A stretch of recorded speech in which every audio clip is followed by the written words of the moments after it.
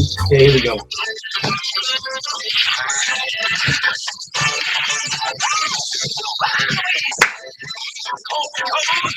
Yeah.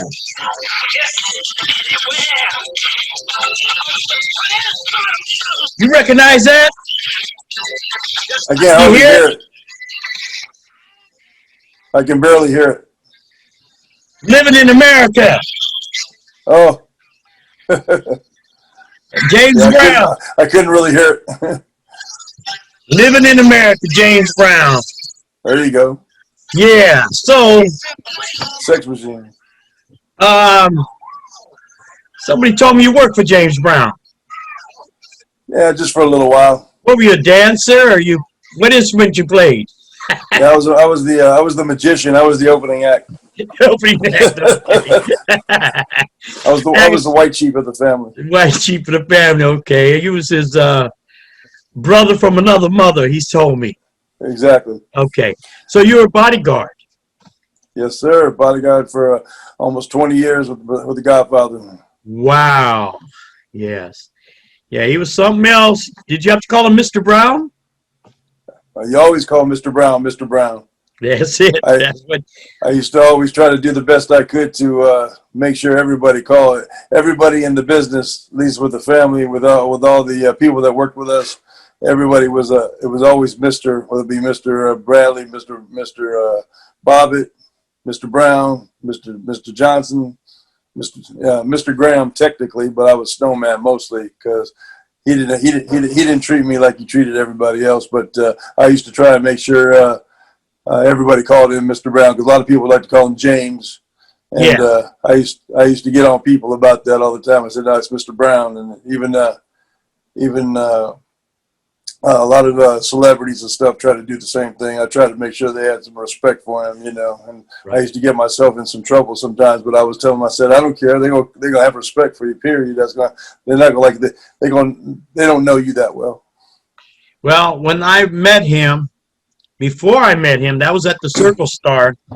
I think you know a gentleman by the name of George Livingston. Yes, George sir. Livingston Entertainment. Yep.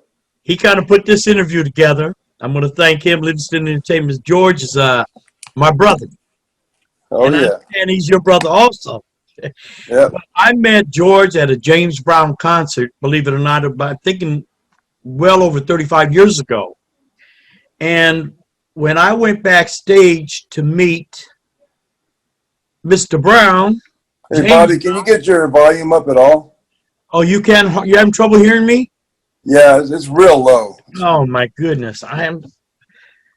Um, how I can can I? hear you, but it's really tough. Yeah, I apologize for that. I don't know how I can do this. Let me see. Volume.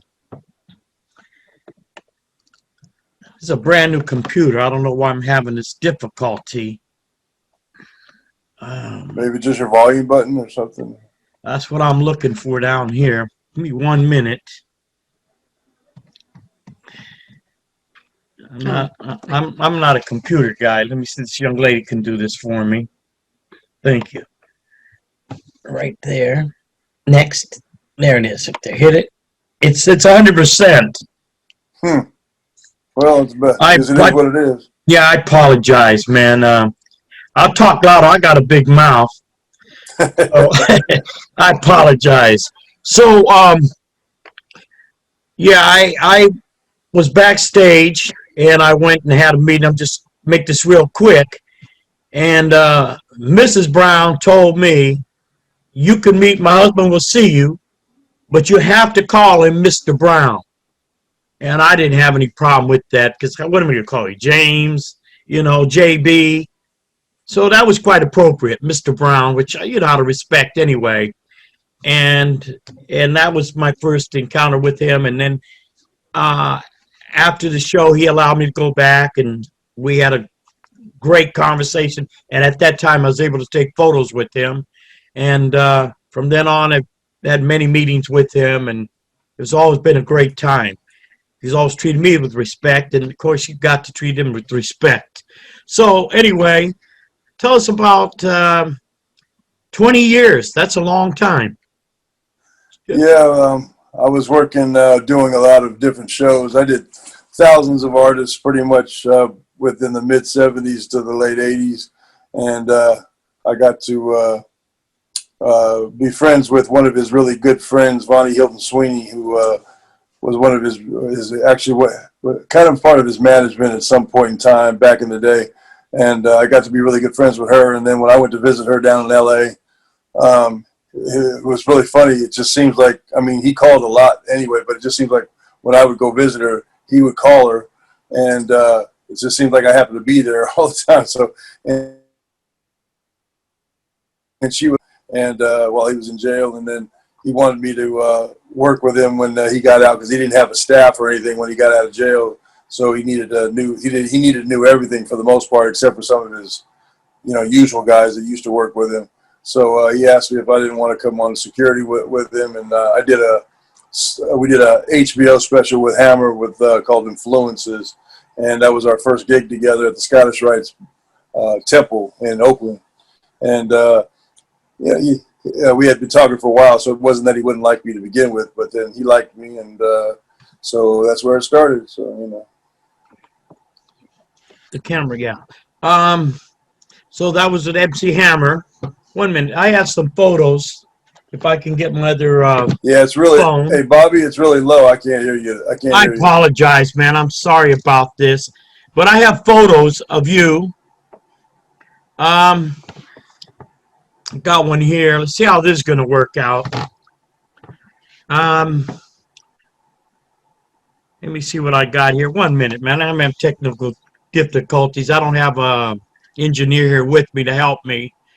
I can't hear a word you're saying. Oh, man. Okay, see if we can get this to work, bro. Which one you want? You click it and it'll go big. Yeah, I'm trying to get them. Give me a second. I got nobody here to help me. Maybe you should just do it. Who we got you can here? do it from your phone. Maybe you can do it from your phone. I wish I could. Yeah.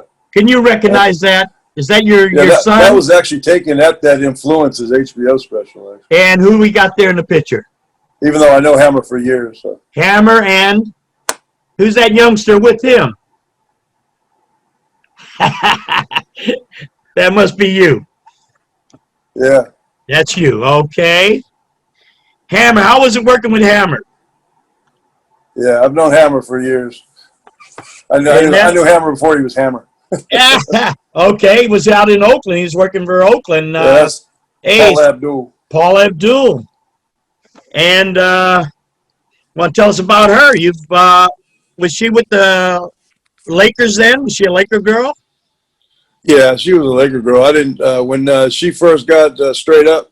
When she first came out back in '85, she came up. I was working with a bunch of different promoters in her record company, and they hired me to handle security for her while she was on the West Coast. So we did some Oregon, California, some Arizona dates. But she was just doing track stuff. So we'd fly in, do a track, fly out, do a track, fly out. So it was real quick. Back in the day, with the club scene, everybody had their tracks, so they just come in, do their little song, and get out. Right. I got another one here with. Can you see it, Jackie Chan? Yep. Jackie and Jennifer Love Hewitt. We did a movie together along with Mr. Brown. I invited him in, but it's called The Tuxedo. So. Oh, okay. I wished I had an engineer here with me. We can show these photos. They're beautiful photos, and I can show them a lot better. I can show them to the people here that are going to see this. Got one here with you and the Godfather, Mr. Brown. That's it. Yep. I hope the people are able to see it here on the YouTube. And do you remember that photo when you took it, or? Yeah, a friend of mine actually made that up for my webpage, but that one was taken at the Jet when we were leaving for another city. Mr. Brown doesn't really take that many photos with unless at least with anybody generally, but unless I let him. And That was my first photo I took with him, because I always told him, I said, Mr. Brown, I never get a photo with you. Can I get a photo real quick? Especially it was by the plane. So he said, absolutely, no problem, you know. So, but wasn't really something I normally do. But it was like 10 years before I got a photo with him. So Here's one with you and Carlos Santana. yeah, Carlos. Yeah, we did a charity event, actually. Not Mr. Brown, but I did a charity event that was given in San Francisco, and he was one of the headliners for the charity event. And he and I know each other from Mr. Brown for quite a while, and his managers and everything. So he's a really cool guy. Here's one I think looked like one of the Wahlbergs, and I think New Kids on the Block. Is that it? Yep. And there's a funny thing about that picture. Can you pick out the problem with that picture? I'm blind. Let me see. Better put your bifocals on, man. I got these. Well, if you look at that photo, Somebody got their hand on top of your head. That doesn't belong there and shouldn't be there. The hand It's on the actually head, wrong, huh? or something that shouldn't be there. Right. I see somebody got their hand on your head. That ain't it. Look at the can. It's somebody's Can of hand, soda. right? Is that a Look beer at or the can of something? soda. Yeah. Okay. What is that? What is that? That's soda. Hand and soda. What is it? I don't know. So the can of soda, he's got a Pepsi can in his hand. Ah, But guess what? that's They're Coca-Cola. sponsored by Coke. I love it. So I told Donnie, I said, I'm gonna blackmail you for the rest of your life with that. That's funny. Yeah, it was, because when I showed it to him, he didn't realize that because I got that event that we were at was also a charity event, and it was funny because that's Oh, all wow. they were serving, and that's all they had, I think, at the time. But but I saw that, I was like, I told Donnie, I said, yo, Donnie, I said, what's up with this, man? He goes, what do you mean? I said, yeah, what's up with your sponsors? He goes, what do you mean this sponsor? I said, well, you got a Pepsi can in your hand and you're sponsored by Coke. I don't think they would like that very much. What do you think? Talking about that, I was a Pepsi Cola man. I worked for Pepsi Cola, and all the time you say Coke. You know, when you had a drink, it was Coke. No, Right. it's Pepsi Cola. You had to learn that real quick. Yeah. You know, not cola, not pop, Pepsi Cola. Well, anyway, Oh, yeah. about your travel, man. Tell us about that. You traveled a lot, I'm sure, with not just with James Brown, but Mr. Brown, but with The Godfather all over the world. you did. We did shows all over the world. We did, you name it, we did it. So there was a ton of shows in South America we had a lot of fun with, and we did back to back. Like we did we did like 9 days and 11. We did 9 shows in 11 days in Europe, and we did shows in Japan. We did shows in Asia, and we were all over the place. We played for the king of Morocco hired us, and the front band was Earth, Wind and Fire for his for the king's son's 21st birthday. So they covered the Olympic-sized pool. Cost them $500,000 to cover the pool to make a stage for his son's birthday. So Wow, that's quite interesting. So, I mean, you're there. I mean, with of course, the Godfather's Soul and the band, the backup singers, the opening acts. I mean, before the show, after the show, you're mingling with all these people. I mean, flying with them, riding the buses to and from the hotels, and before the shows and after. I mean, you're meeting a lot of people. James Brown's crew, I mean, the staff, everybody. I mean, I was out at these different venues. I used to love Danny Ray, Martha Hyde, Mr. James Sinclair. I mean, I remember all these guys. Mazio. yeah. I mean, these are the names I remember off the top of my head. I really enjoy these people. I mean, you remember Bootsy Collins. I mean, you work with you got to know all these people, Oh yeah, and you yeah. I seen mean, some of them. we had when Mr. Brown first got out, we had almost 45 people on stage at one time. We had 8 dancers, we had 8 background vocals, we had 2 drums, two bass, we had 2 keys, we had 8 horns, you name it. Plus, and Danny Ray was the MC, so Yes, he was the showtime. yes, he was. I tried to copy him. Um, I do some shows with some James Brown impersonators, and I like to play Jane. I like to do Danny Ray. You know, go put the cape on him, pat him on the back, and and Danny Ray had passed away also. Man, I loved him a lot, and I remember Martha High, and Yeah, I don't think just Mr. Ray passed away that I know of. I was told he did. Did he? Because Yeah, I didn't hear anything about it, but I've been off Facebook for a while, so I don't know. yeah. They may have said something, I didn't hear about it. But Yeah, you can George ask didn't say George. I'm anything going to about look it up. Ask George. I believe, we're really sad about that. And he was getting some death threats and all that after. It was just really ugly, man. The whole thing after Mr. Brown's passing, and it's just ugly. Anyway, I have a picture here of me. I think you've seen this before. You see that one there? Bobby the Clown with James Brown? it. Yep. We seen That's him. He said, "Get the baby to the car. Get the baby to the car." He's always, "God bless you. God bless you." All the time, he's always telling me, "God bless me," and he always had time to talk to me and take photos. And I just had much respect for him.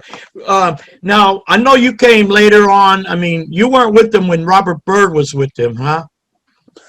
Well, not inside the band area, but Mr. Byrd came on the road with us sometimes, and he'd fly him in for different performances. I love Bobby. Bobby and Vicky were great. Yeah, yeah. Okay, yeah. Robert Byrd is also the true name of Bobby Day. Hmm. Bobby Day was a very close friend of mine, and he's got a lot of history. Anyway, what else did I want to ask you? Let me ask you about your tours, the people you work with, your bodyguard, and so, man, I really appreciate your time, and I think we covered most of it right now about this. Your time as a bodyguard, a friend of James Brown, and so many others. It's an amazing life. Snowman. Who gave you Yeah, that name? well, Who gave you I that was doing name? it for 37 years. Yeah. I worked with all the oldies but goodies, and I grew up with Larry Graham and Graham Central Station, and worked with them for quite a while. Confunction and Ohio Players, Sister Sledge. I did a lot of rock stuff with Journey in the Bay Area, and Right. did a lot of stuff with just anybody and everybody. Practically, like I said back in the day, the more you did, the more you got a piece of, the more business you got. So, pretty much everybody, whether working with all the radio stations, KSOL, KDIA, KYA, you name it, from that to the records studios, to all the promoters. With if it was going on, I was involved one way or another. Right. I wanted to get you to talk about that. Okay. American Music Awards. I know you've been there. Oh yeah, Soul Train Awards.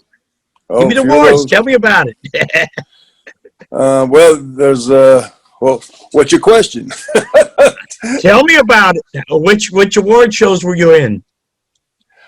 Well, we did a lot of the award shows, and we did the Grammys, and we did the American Music Awards, we did Soul Train Awards, we did the MTV Awards, we did all kinds of things, and of course, Mr. Brown. That's that's one of the more pleasures of going to the award shows, because regardless of who the performers were, who the artists were, or the celebrities that were there, Mr. Brown was always the number one. He was always the most respected. And if you were with him, if you were associated with him and they knew that you were associated with him, you always got the carte blanche treatment. That's It right. was, I never, and I was always appreciative of that, is that every time when we go to these award shows, it was like we were Jesus, you know.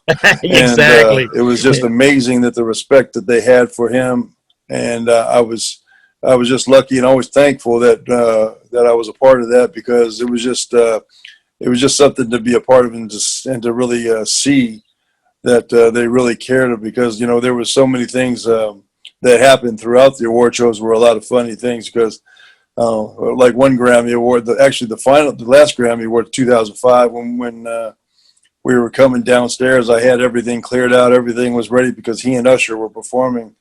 And when we came down the escalator, for some reason, somebody dropped the ball and they weren't doing their job. So when myself and the security came out, there were still people mulling around and they weren't supposed to be in the spot that they were. So anyway, doing my job, having to get my loud voice on and clear the way. So I'm telling everybody to move out the way. And before you know it, I got John Bon Jovi, Steven Tyler, and Mick Jagger all holding back the crowd so that Mr. Brown could go around so that we could get onto the stage, because everybody was in the way. So they're telling everybody like me, get out the way, move around, the Godfather's coming through. It was hilarious. And Steven Tyler's over there bowing. He's like, oh, thank you, I love you, James Brown, we're going, you know, all that.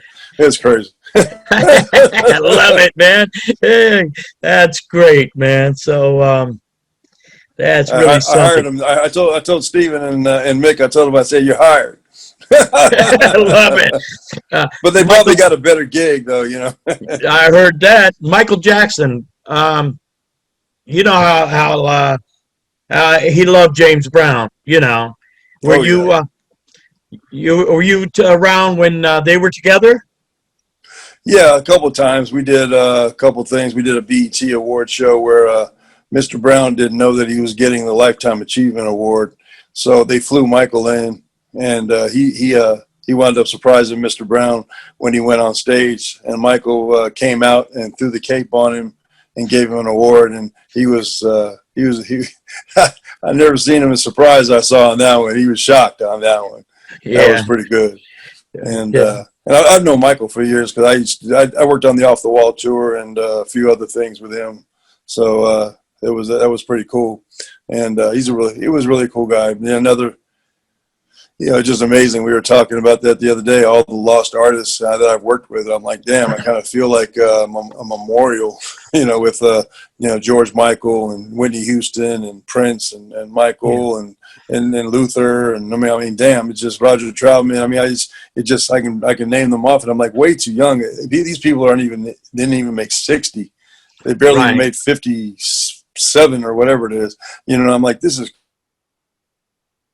these beautiful, great, talented artists, and unfortunately, they just gone too early. But it was my pleasure to work with all of them, and they were, you know, just memories of awesomeness on all their part, because they were the stars, no doubt about it. So Yeah. Just we lost them too soon. Well, you know, I'm an oldies but goodies, man, and like you've experienced much later all these great acts, and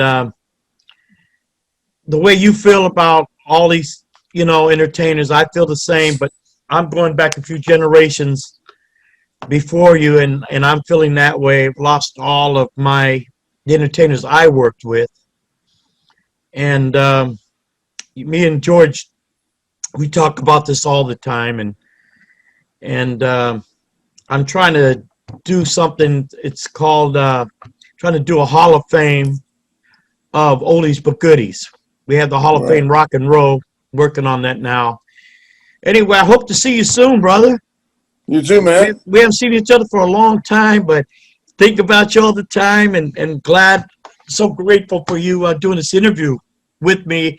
And I hope it comes out really good. Like I said, you can hardly hear me, but I think when we put this on YouTube and when anybody else can hear it, they're going to be able to hear us both well. You'll see it. Well, this is a drop in the bucket, so if you ever want to do it again, we got plenty of stories and plenty of things we can always talk about. Well, this is part one. Part one. Love you, Part brother. one, yeah, volume 1 of volume 100. There you go, man. I'm going to sign out now. Happy Sunday, man, and God bless you, brother. All right, brother. Take care, man. Take care. Be safe. You too, bro. Peace All out. right. God bless. Good night. Bye. All right. We're going to end this right now. That was brother, that was Keith Graham. They call him the Snowman. And thank him for his time and everything. And we're going to end the meeting now.